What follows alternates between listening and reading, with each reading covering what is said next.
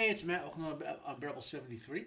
I'm going to do a relatively short video of my Wrestlemania XL, which means 40 for those of you who never had Roman numerals, predictions. So, let's kind of get through with this. So, my first prediction, we have 2 nights of WrestleMania. I'm going to guess that's going to be over 6 hours of content, right? So, I'm going to say at least 1 hour is going to be intros and possibly 1 hour is going to be promos. Okay, given this, the way WWE does things. Okay, that aside, let's start with the matches. So night one, first they're opening with Rhea Ripley versus Becky Lynch. Not the match I would open with. Okay, this is the title. This is Women's World Championship match. I would have put this later. I would have opened up with something that should be really exciting, which is probably the 6th match on that list, the Latino World Order versus Santos Escobar and Dirty Dom. That should be a pretty high-flying match. That or Jimmy and Jey Uso's grudge match. Something to really get the audience to an exciting match, you know. And then Rhea versus Becky is likely to be a slower match, given not so much that they're women, but their wrestling style is more methodical or classical wrestling. So that would make a nice second match to slow after you got really into it. The pacing of the high speed match, then you slow it down a little, get the audience calm and get into it.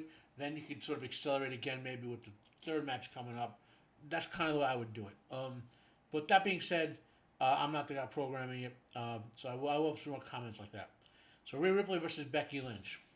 Who should win?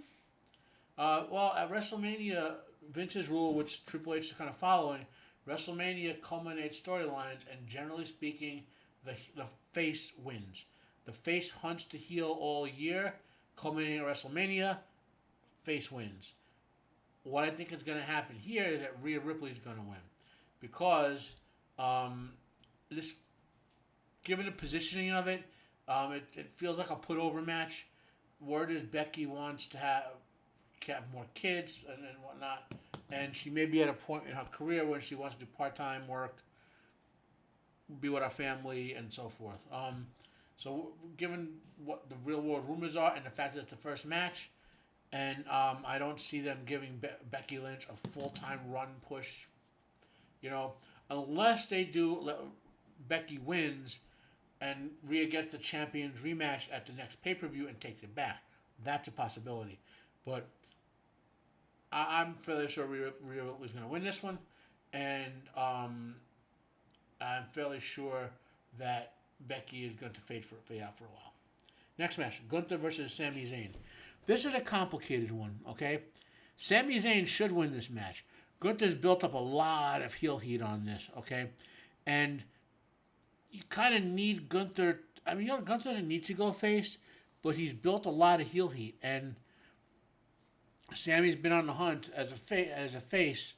So, and the complicated thing is there's a pay-per-view in a month or two in Germany, and Gunther will be big over there. So what they could wind up doing is Sammy goes over here. So that's my prediction. Sammy goes over here. Gunther gets a shot at a different title on more of a face run in Germany and takes that title. I don't know if the European title is still out there, but that could be something to do with him. Next match, the Super Tag Team match, and my good friend Joker Voice has made an excellent point on this one, that this match will continue until both sets of titles are seven. And I believe he's right. They will use to split the tag titles up again for the first time in like a decade, so you can have a SmackDown and a Raw Tag Team Champion. I think that makes perfect sense because with Raw going to Netflix in 6 months or so, these networks don't like Fox doesn't like crossover with USA, for example, with the wrestlers. They want as much as possible isolated stuff on their own, So I'm sure Netflix has the same sort of thing. So having a set of titles for each one, and that's better branding. I'd much rather they break these shows up into wholly separate sets of wrestlers and not have them cross over except maybe at a Clash of Champions pay-per-view. So who should win here? Who I think is going to win? As much of a nice to see the Awesome Truth get a title and run with it for a while, because they both got the mic skills. It's a mid level title. Not New Day's not gonna win it. Uh, Judgment Day, I think, is gonna take it, and I think DIY is gonna take it. And if Judgment Day doesn't get the title win here, then Awesome Truth is gonna get a title. So, but I'm leaning towards Judgment Day and DIY. In the next match, which is a pointless and useless and no one cares Uso grudge match, I'm going to predict one of the Usos is going to win. The next match, Bianca Belair, Jade Cargill, and Naomi versus Damage Control.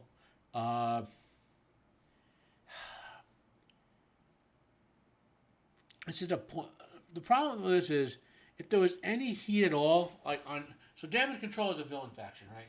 And if this group had real heat with them, it didn't just come out of nowhere with some, like if somehow there was a Bailey connection, like Bailey's friends got back together to have a match with them, whatever. But Damage Control should win this one, okay? Like they should make Jade Cargill look really good, but Damage Control should win this one. I think, so I'm going to go with Damage Control. My instinct's saying, well, whatever. LWO versus Dragon Lee and LWO, which is Rey Mysterio and Dragon Lee versus Santos, Escobar, Dirty Dom. Santos and Dom. There is no reason at WrestleMania to wreck Dom's storyline. Here, I don't think Ray would do that to his kid. I think the goal is to make Dragon Lee look good while Dom continues to heal it up. That's what I think the goal is. And then the last match up there, I'll scroll down to it. The Bloodline, which Rock and Ray versus Cody and Seth freaking Rollins. Okay, no matter who wins the match tomorrow night, because this is supposed to dictate the terms of what the match tonight between Cody and Roman is supposed to be, right? No matter who wins, it's going to be a hardcore match. Bear that in mind, okay? Because it's going to be a huge brawl. So, I mean, oh God, there are at least 4 matches on this WrestleMania that they should just get rid of. There's no reason to have them. But anyway, this is a tough one. Cody's winning tomorrow night, so Rock and Roman win tonight with outside interference. Bloodline rules tomorrow. Okay, that's my prediction on that. Okay, Seth versus Drew. Seth is going to win that one. Drew, I don't think Drew is. I think Drew is ready for the push, but I just don't think he's winning that one. Now, Io Sky versus Bailey. Bailey's winning that. That's the end of that storyline. LA versus AJ Styles.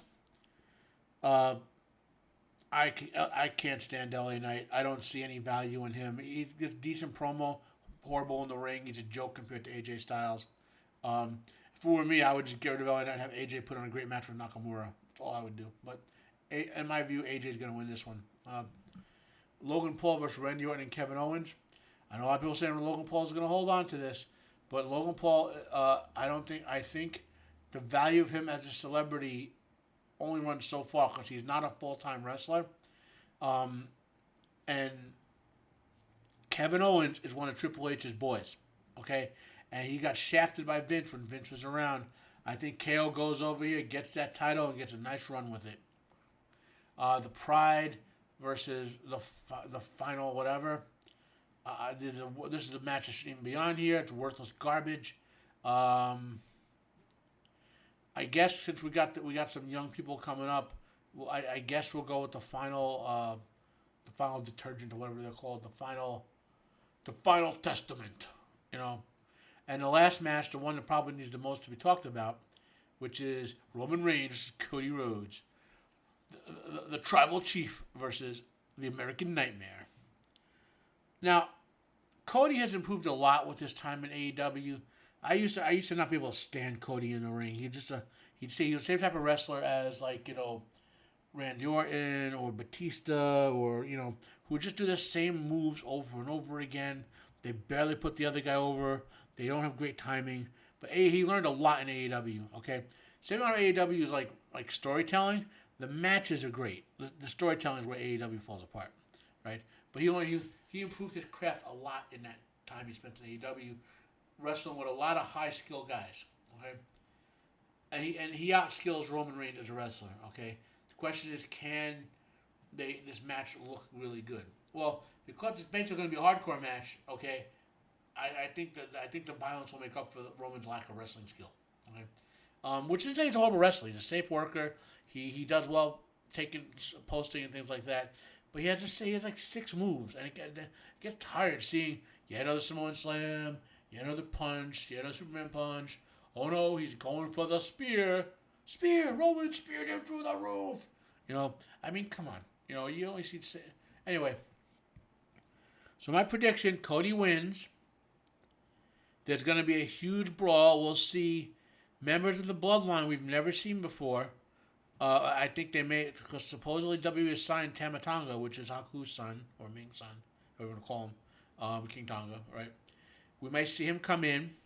We may see Haku make an appearance for the Bloodline, and we may see Rikishi make an appearance, okay? So I think there's going to be some veteran Bloodline and new Bloodline guys coming in. Now, what I think is going to happen, either right after Cody wins, and on the Cody side, we're going to see interference from... I'm gonna bet the Undertaker is gonna run in and help him out. I wouldn't be put it past Triple H to have made a deal with AEW to allow Dustin to make a one-shot appearance here. Okay, I just wouldn't. I wouldn't put that past Triple H to have had that deal. Because Triple H is willing to make deals and acknowledge other wrestlers as long as Dustin doesn't do an AEW promotion. As long as he just comes in, helps his brother out, and gets out.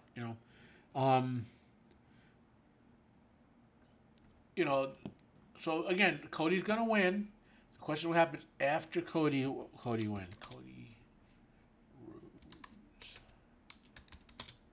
I'm trying to remember. Now Cody's wife is still signed to the. His wife is still signed to AEW, so you're not going to see Brandy here.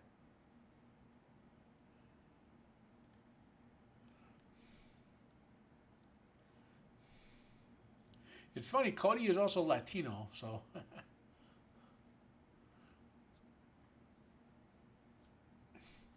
Now, you may see... So, Magnum TA is his godfather, and he's not that old. He's in his 60s.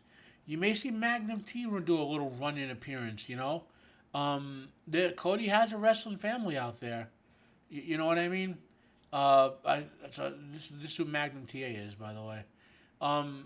So I think there'll be outside interference on both sides, not because it's going to be a big brawl type match. I think Cody goes over, and at the end, here's the thing: either on the very end of WrestleMania or on Raw, The Rock turns the Bloodline against Roman Reigns. Roman's been a really good heel for the last 2 years, basically. He needs to go back. He needs to do a swerve, what do you want to call it? A face change, and start being on the hunt again. Okay, and The Rock wants to fight Roman at WrestleMania. So if Roman gets the Bloodline taken away, The Rock takes over the Bloodline. He can run the Bloodline heel faction for the next year, while Roman takes on the Bloodline. Maybe the good Bloodline maybe is Rikishi, Tonga Jr., Haku, some kind of there.